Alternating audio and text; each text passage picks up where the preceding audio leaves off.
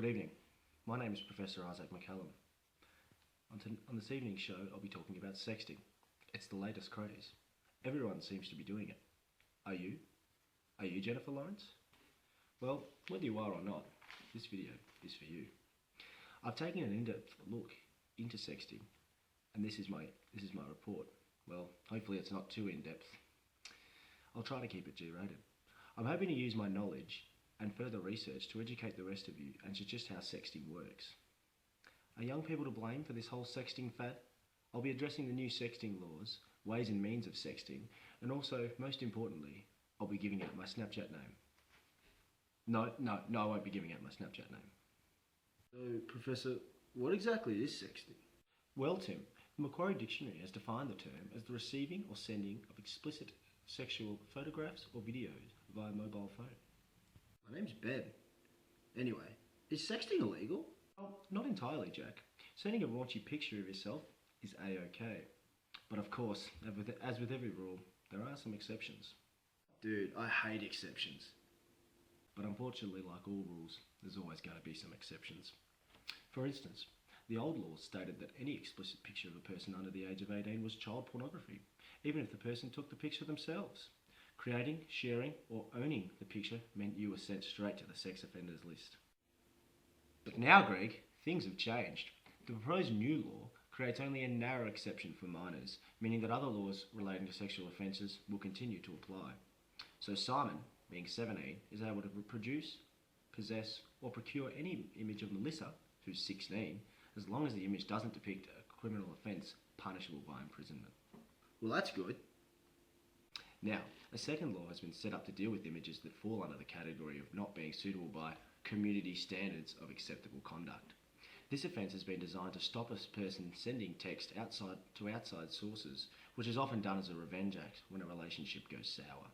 My name's Ben. Anyway, tell me more. Okay, Brian. Well, essentially it will mean that it'll be illegal to threaten to or intentionally distribute an intimate image of someone to a different person in any way that is contrary to that community standards of acceptable conduct. So what exactly are the community standards of acceptable conduct? According to Xenia Hammond and Peter Fu, the definition of a community standard of acceptable conduct is subject to a decision by a court on a case-by-case basis, which will weigh up certain things such as the degree to which the distribution of the image affects the privacy of the person in the image and how badly they've been affected. Now, obviously, it will not be an offence if the person is an adult and consents to the image being sent. Interesting. Well, I'm off. Where are you going? Nowhere. Weird. Anyway, no doubt many adults, especially parents, are welcoming of the new changes to the law which will protect the distribution of images, especially those of young people. It is simply assumed that youths are feeling the pressure these days to send out sex as part of feeling part of the group, being flirtatious, maybe even gaining or keeping a boyfriend or girlfriend. Kids are growing up so fast these days, I can hear you saying, and many people believe that these youths are, as Gabriel says so competently, still developing cognitive, social and emotional skills and therefore lack the sufficient maturity to fully understand and consent to sexual material they are both producing. Gabriel doesn't definitively agree with this, however. We might not be shocked to learn that peer pressure plays a big part in most of adolescent life. Gabriel understands all this. However, she contends that youth are set up to be transgressors by the very manner in which a developmental discourse conceptualises youth. These young people are expected to be a lot of things these days. They are considered to be both like a child and an adult, so their actions are often considered wrong or out of order. It's a confusing situation. To put this into context, these youths are developing sexually, and their way of exploring their sexuality is, as in this new way of media, by sexting. It is generally accepted across society to be a scandalous act, and one too mature for irrational young youths to be thinking about. Gabriel therefore contends that it is important that we, as society, continue to learn about this new media and the new ways it is affecting our perceptions of youth as a whole, their behaviours, their ideas, and their ways and means of accessing this type of information. Ideas such as banning, filtering content, blaming the individuals, or restricting the youth's access to social media programs will not help them in their growth into adulthood. The alternative, she suggests, is proper education. There are a huge number of social media self-help websites that can be helpful for adults to educate both themselves and the young people that this is concerning.